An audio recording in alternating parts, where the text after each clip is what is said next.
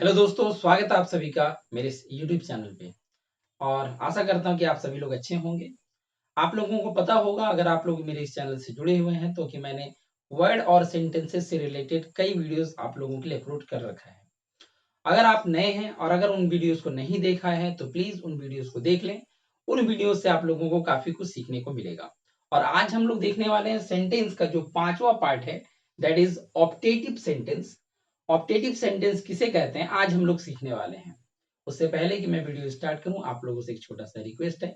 अगर आप लोगों ने मेरे इस चैनल को अभी तक सब्सक्राइब नहीं किया है तो चैनल को सब्सक्राइब कर लीजिएगा और बेल आइकन को प्रेस कर लीजिएगा, ताकि आप सभी को मेरे सारे लेटेस्ट वीडियोस की नोटिफिकेशंस टाइम टू टाइम मिलती रहे। तो चलिए हम लोग देखते हैं कि ऑप्टेटिव सेंटेंस किसे कहते हैं। ठीक है, तो हम लोग सबसे पहले डेफिनेशन देखते हैं ऑप्टेटिव सेंटेंस का। When we need to express a wish, prayer, curse to someone, we use an optative sentence। क्या मतलब है इसका?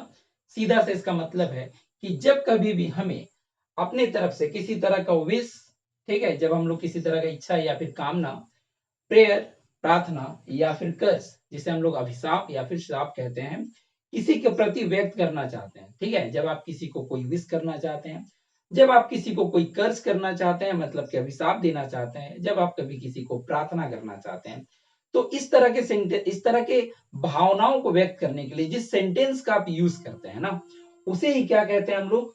We use an optative sentence. मतलब इस तरह के भावनाओं को व्यक्त करने के लिए, इस तरह के भावनाओं को एक्सप्रेस करने के लिए आप जिस सेंटेंस का, जिस वाक्य का प्रयोग करते हैं, उसी वाक्य, उसी सेंटेंस को हम ऑप्टेटिव सेंटेंस कहते हैं। ठीक है, तो सिंपल से एग्जांपल हुआ कि जब, अगर देखा जाए तो बस यहाँ पे सिंपल से कि आप जब किसी विश को, आपके मन में किसी तरह का कोई विश आता है, किसी के प्रति आप किसी को कोई विश करना चाहते हैं कि वो जीवन में सफल हो, वो जीवन में कुछ बड़े होकर बने, ठीक है, उसकी सारी इच्छाएं पूरी हो जाए, तो इस तरह का आप इच्छाएं व्यक्त करते हैं। अब देखिए, प्रार्थना से यहाँ पे आप लोगों को एक कंफ्यूजन कहीं ऐसा ना हो जाए कि मैंने तो प्रार्थना मतलब की जो रिक्वेस्ट है ये बताया था कि इंपेरेटिव सेंटेंस में होता है रिक्वेस्ट का। अगर अगर कोई बात कहना हो तो हमें इंपेरेटिव सेंटेंस का यूज करना चाहिए। तो देखिए, आप उस रिक्वेस्ट और प्रेयर में कंफ्यूज मत होइएगा।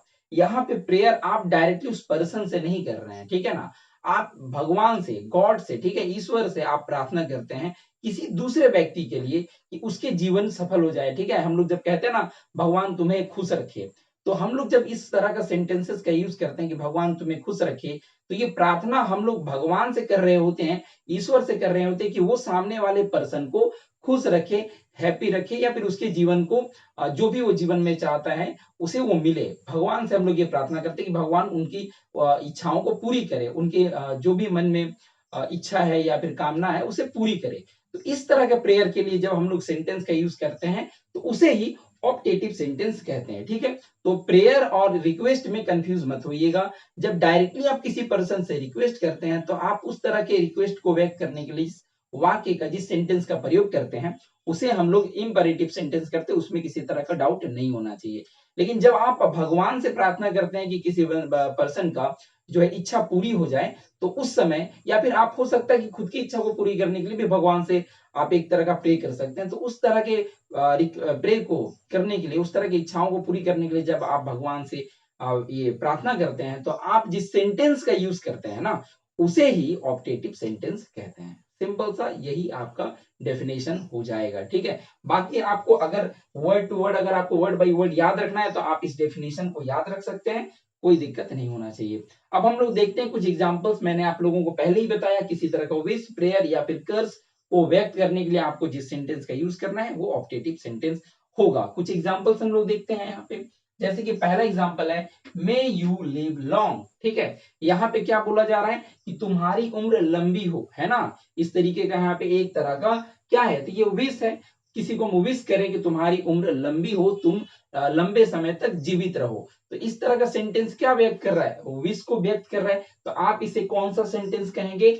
आप इसे ऑप्टेटिव सेंटेंस कहेंगे। ठीक है, और एक बात, जैसा कि मैंने आप लोगों को सारे वीडियोस में बताया है, जब भी कोई सेंटेंस होता है तो अलग अलग सेंटेंसेस के लिए हम लोगों को अलग अलग पंक्चुएशन मार्क देना होता है उसके एंड में। ठीक है, तो अगर बात किया जाए कि ऑप्टेटिव सेंटेंस के अंत में हमें किस तरीके का मार्क का यूज करना चाहिए, तो यहाँ पे जो हम लोग पंक्चुएशन मार्क का यूज करेंगे उसे कहेंगे हम लोग एक्सक्लेमेटरी, जो एक्सक्लेमेशन मार्क था, सॉरी एक्सक्लेमेशन मार्क, ठीक है। तो एक्सक्लेमेशन मार्क का यूज हम लोग एक्सक्लेमेटरी सेंटेंस में भी करते हैं और साथ ही साथ ऑप्टेटिव सेंटेंस में भी आपको एक एक्सक्लेमेशन मार्क का ही प्रयोग करना है, फुल स्टॉप का यूज हम लोग यहाँ पे नहीं करेंगे।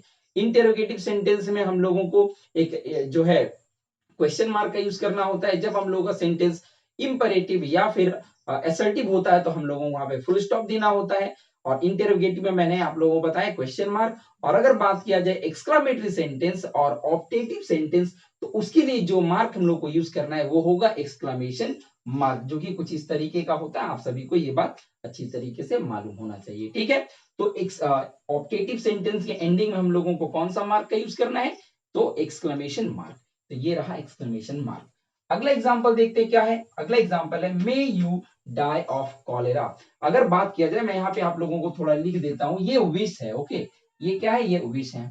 अगर ये अगला एग्जांपल में क्या है, may you die of cholera, यहाँ पे विश नहीं है, ये कर्स किया जा रहा है, अभिशाप दिया जा रहा है किसी को, है ना। अभिशाप दिया जा रहा है, किस बात का अभिशाप दिया जा रहा है कि आप जो है ना कॉलेरा से आपकी मृत्यु हो जाए। देखिए, तो इस तरह का सेंटेंसेस एक्चुअली हम लोगों को यूज करना नहीं चाहिए किसी के लिए, ठीक है। अभिशाप वगैरह ये थोड़ा मतलब अच्छा नहीं होता है, हम लोगों को इस तरीके का शब्द किसी के लिए भी यूज नहीं करना चाहिए। लेकिन फिर भी अगर हम लोगों को थोड़ा समझना है तो इस तरह का जो वाक्य अगर कभी अनजाने में कोई कर देता है तो वाक्य क्या होगा, उस वाक्य को हम लोग कहेंगे ऑप्टेटिव सेंटेंस। ये थोड़ा सा हम लोगों को पता होना चाहिए, ठीक है। तो यहाँ पे कर्स किया जा रहा है, अभिशाप दिया जा रहा है इस सेंटेंस के थ्रू, तो इसे हम लोग क्या कहेंगे, इसे भी ऑप्टेटिव सेंटेंस के अंतर्गत ही रखेंगे, ठीक है। बाकी इस तरह का सेंटेंस का यूज करना नहीं है, ओके। चलिए अगला देखते हैं, I wish you a happy new year, ठीक है। अच्छा, यहाँ पे दो दो सेंटेंस हो गया सेम, कोई दिक्कत नहीं। तो I wish you a happy new year, यहाँ पे क्या किया जा रहा है, अगेन विश किया जा रहा है, हैप्पी न्यू ईयर विश किया जा रहा है, तो यहाँ पे भी आपको विश देखने को मिल जाता है, ठीक है। इस सेंटेंस में भी विश का प्रयोग किया गया है। अगला एक और सेंटेंस देखते हैं, wish you a happy new year की जगह पे यहाँ पे हम लोग हैप्पी बर्थडे यूज कर सकते हैं, ठीक है। हम लोग यहाँ पे लिख सकते हैं, I wish you a happy birthday, ठीक है। ठीक है, तो I wish you a happy birthday, यहां पर भी क्या है, तो इस सेंटेंस में आप देखेंगे कि हम लोग विश कर रहे हैं ना, तो यहाँ पे भी विश है, ठीक। मे यू बी सक्सेसफुल, यहाँ पर भी विश है, यहाँ पर भी एक तरह का क्या किया गया, विश किया जा रहा है कि तुम जीवन में सफल हो जाओ, मे यू बी सक्सेसफुल। और ये सभी के सभी सेंटेंसेस में आपको साफ साफ दिख रहा होगा एंडिंग में कि जो मार्क का यूज किया गया है वो कौन सा मार्क है, वो है एक्सक्लेमेशन मार्क, ठीक है। तो ये ध्यान रहे, इसमें कोई गलती नहीं होना चाहिए। लेकिन कभी कभी क्या होता है ना कि आपको यहाँ पे दिख रहा होगा कि ये मे का प्रयोग किया गया है, यहाँ पर भी मे से स्टार्ट किया गया है, तो एक तरह का सेंटेंस आप लोगों को ध्यान में आएगा, वो क्या है, इंटेरोगेटिव सेंटेंस।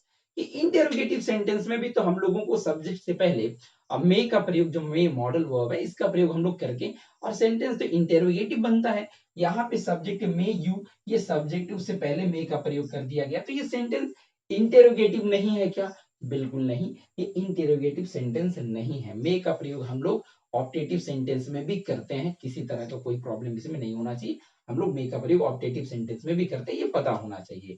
बाकी इंटेरोगेटिव सेंटेंस का अगर हम लोग देखें तो ये रहा interrogative sentence, may I help you, ये सेंटेंस आपका ऑप्टेटिव नहीं है, इस सेंटेंस को हम लोग इंटेरोगेटिव सेंटेंस कहेंगे, और इसके अंत में आपको एक क्वेश्चन मार्क का यूज करना है, ना कि एक्सक्लेमेशन मार्क का, because this sentence is not an optative sentence, ये ऑप्टेटिव सेंटेंस नहीं है, और इस वजह से इसके एंडिंग में आपको एक्सक्लेमेशन मार्क नहीं बल्कि क्वेश्चन मार्क का प्रयोग करना है, ठीक है। तो यहाँ पर भी आप देख रहे हैं वो मे का प्रयोग किया गया, यहाँ पर भी मे का प्रयोग किया गया, बट दोनों के अगर बात किया जाए स्ट्रक्चर में बिल्कुल अंतर है, डिफरेंस है, और दोनों के मीनिंग में भी अंतर है, ठीक है। तो आपको ध्यान रखना है कि आप ऑप्टेटिव सेंटेंस लिखते समय मे का प्रयोग भी कर सकते हैं। अधिकतर सेंटेंसेस में हम लोग मे का ही प्रयोग करते हैं ऑप्टेटिव सेंटेंसेस में, लेकिन कभी कभी हम लोग को मे से शुरुआत नहीं भी होता, जैसे यहाँ पे आप देख पा रहे होंगे, I wish you a happy new year, या फिर I wish you a happy birthday, इस तरह के सेंटेंसेस में हम लोगों ने मे का प्रयोग नहीं किया है, ठीक है। तो ये याद रखना। अब जैसे यहाँ पे अगर बात किया जाए, आपको लग रहा होगा प्रे का एग्जाम्पल क्यों नहीं है,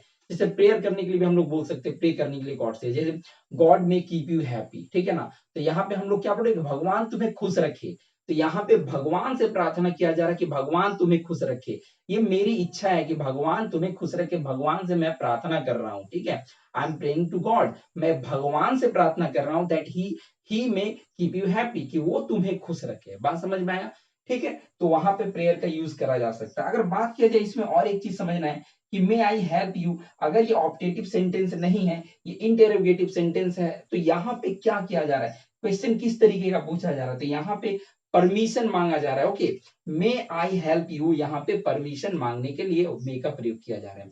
तो मे का प्रयोग हम लोग परमिशन मांगने या परमिशन देने के लिए करते हैं, और साथ ही साथ ऑप्टेटिव सेंटेंस में किसी को विश करने के लिए भी हम लोग मे का प्रयोग करते हैं। समझ आया बात? जैसे हम लोग बोलते हैं ना, मे आई कम इन सर, तो मे आई कम इन सर में हम लोग क्या करते हैं, मे का प्रयोग करते हैं। वहां पे क्या करते हैं हम लोग, टीचर से परमिशन मांगते हैं कि क्या मैं अंदर आ सकता हूं, मे आई हेल्प यू। अब टीचर बोलेंगे यस यू मे, ठीक है, या फिर यू मे कम इन, तो तुम अंदर आ सकते हो। तो यहाँ पर क्या कर रहे हैं, टीचर की तरफ से एक तरह से परमिशन दिया जा रहा है कि तुम अंदर आ सकते हो। तो मे का प्रयोग हम लोग परमिशन मांगने या फिर परमिशन देने के लिए कर सकते हैं, बट कब, एक इंटेरोगेटिव सेंटेंस में। लेकिन ऑप्टेटिव सेंटेंस में विश या फिर कर्स के लिए हम लोग यूज कर सकते हैं मे का।